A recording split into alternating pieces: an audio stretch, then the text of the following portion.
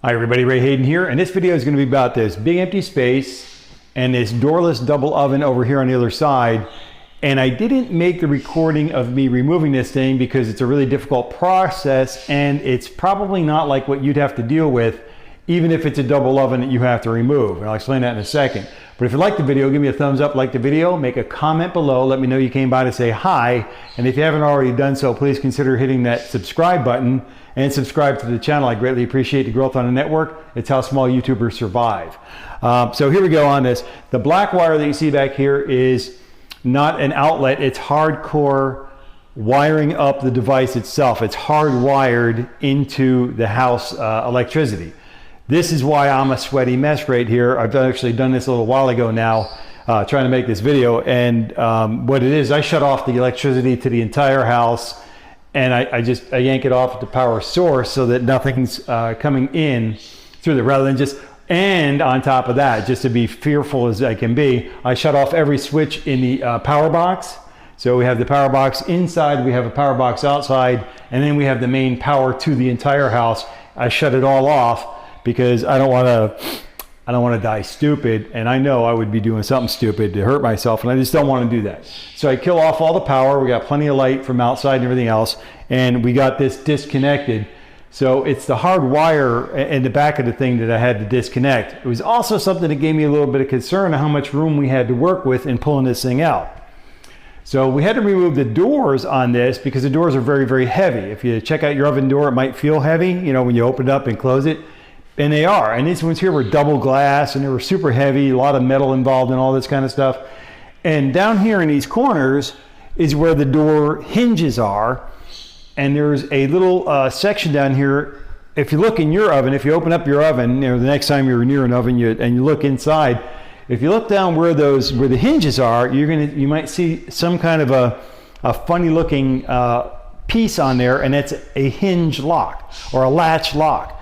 And what it is it's locked. It's so the door can't accidentally come off the oven, right? So they want to put it in there, then they flip this little thing over and it locks it in place. And that's great, that's fantastic. This double door did not have that in any way, shape, or form. On the lower door, I was able to open it up a few inches, and I really couldn't figure out anything else to do but just yank on it just that much harder. Lo and behold, the whole thing moved, so that was scary. But the second thing is, it came out. So the door came out a little bit from the unit, okay? So what I did is I went to go open it up all the way and see what's going on, and the door went, instead, you know, from closed to open, it went down a little bit more. So Misdemeanor, my wife Misdemeanor, and I are looking at that and saying, well, what do we do now? Because the thing's still not coming off. So like I'm kind of pulling on the door and it's not coming off. So I go to close the door, and I've seen this in a couple of the other videos on YouTube that I look for the newer kind of doors, and lo and behold, the thing just came out nice and easy. Easy as pie, right? The upper door, not so much. For the lower door, I had, you know, I'm higher than the other door, so I was able to reach down there and give it a good yank. Every time I yanked on the upper door, the whole unit wanted to come out just a little bit further, so that was not going to be good for me. Because I was standing on a ladder. There's a ladder out of the picture here, and I was standing up on a ladder so I can get that angle to pull it on. But every time I yanked up on the door, the whole unit moved, so that was no good. So I went ahead and used my crowbar here. The old, if it doesn't move, use a crowbar, right? So I took my crowbar, and there's a notch here in the crowbar, so I put that on the latch. So I put the notch on my latch, and I just cranked up a little bit. And what I did is I lifted the door up. So this is like laying on the door. Like it's on that hinge. If you're looking at this video, you're probably looking for how I did it. So I put that on there and I lifted up the door and basically kind of forced that latch to get pushed down and out, which is what it needed to be. It needed to push down and out, and there was just no way for me to really get that. I didn't see how that was supposed to be done, and apparently they fixed this. So if you have a newer one, you'll have a latch lock. You flip the lock, you close your door a little bit, lift it out a little bit, and then you can pull the door out nice and easy. That was not going to happen here, so I did use a crowbar on it on the upper door. So that's that part of it. Now, Misdemeanor and I are like, these things are 200 pounds, and I can't bench press 200 pounds, and this is like really dead body weight kind of stuff to move, and it's really a nightmare. So what we did is we like kind of moved it forward, And you see where my foot is here, that's the height of it, and that's about 1.5 feet off the floor. So this unit is this deep, all right? So what I did is I like lift it out, and I'm leaning it down, and at the same time I kind of lift up on this so that the oven can it actually made contact with the wheels, and then we were able to use that and kind of lift it a little bit further, and then it cleared the bottom of the wood so I didn't do damage to the cabinet, and then I rolled it out nice and slow. Just, you know, kind of like once you got it leaned back, you know, you kind of got the thing leaning, and then just pull it back straight out, and that's how we got it out.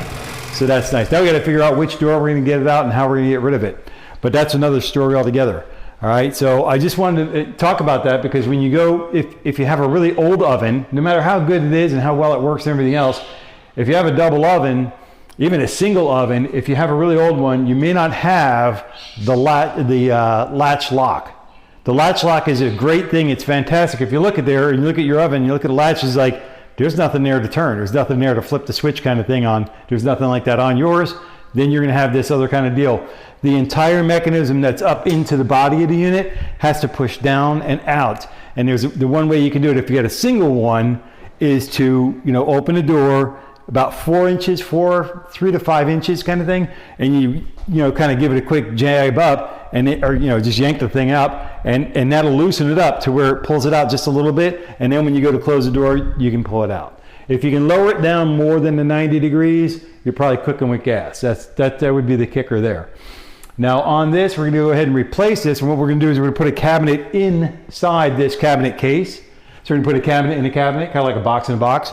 And this is going to have a shelf on it, and our new oven is going to sit right there. It's a nice small oven. It's nice, small, and convenient and stuff like that.